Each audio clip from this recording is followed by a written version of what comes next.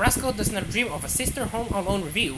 Volume 4 of the Rascal Does Not Dream of series saw protagonist Sakota caught up in the body swapping case with his girlfriend and her half sister trading places. Never reached Volume 5, now which not only covers the end of the TV anime content but also shines the spotlight of Kaede. During Volume 4, we saw hints of Sakota's sister Kaede getting ready to return to her normal life. During the series so far, she's remained at home, afraid of the world after being bullied at school and suffering from adolescent syndrome, which resulted in her sprouting bruises or cuts whenever she grew anxious or afraid.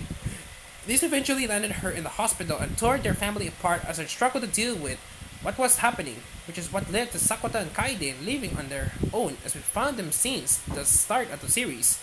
Having spent time around Sakota's girlfriend Mai and his other friends, Kaede has begun to open up and see the good in the world.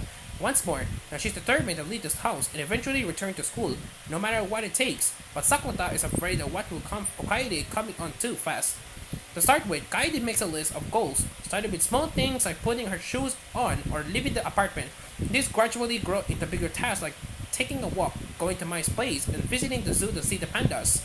Slowly, Kaede accomplishes this task, but on a trip to the beach, she runs into an old friend from her middle school, which causes a significant emotional setback.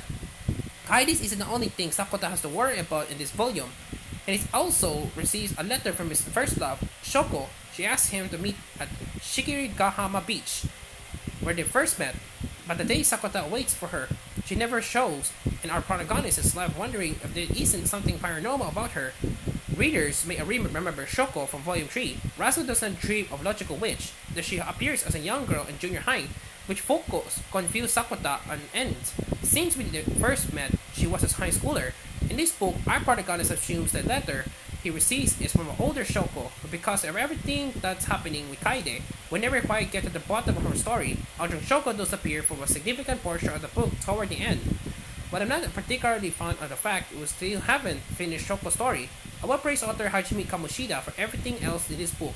His depiction of Kaede's anxiety is very true to life, which will make her story relatable for many, which also providing a significant emotional hope to keep your turning the page. Kamoshida is a talented author who writes just enough detail for you to imagine the scene but never feels like it's dumping too much information at you at once. I've always thought that I have a knack for depicting emotionally charged scenes, and that certainly comes strong in this story. If you're watching the anime adaptation of this series, then you may remember this arc feeling a little rush at the end, and I'm pleased to say that the book flows better in that regard, that sets up for the continuation better, so there is a lot to gain for this one even if you have previously seen the anime. Volume 6 and 7 got adapted into the Rascal Does Not Dream of a Dreaming Girl movie, so depending on if you watch that, what comes next may not be new content to you. But here in the UK, the film has gone unreleased, so it will be brand new to me. Rascal Does Not Dream of a Sister Home Alone comes to the West thanks to Yen Press and continues to be translated by Andrew Cunningham.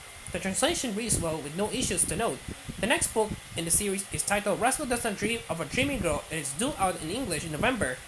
Overall, Rascal Does Not Dream of a Sister Home Alone is a book Kaede fans have been waiting for.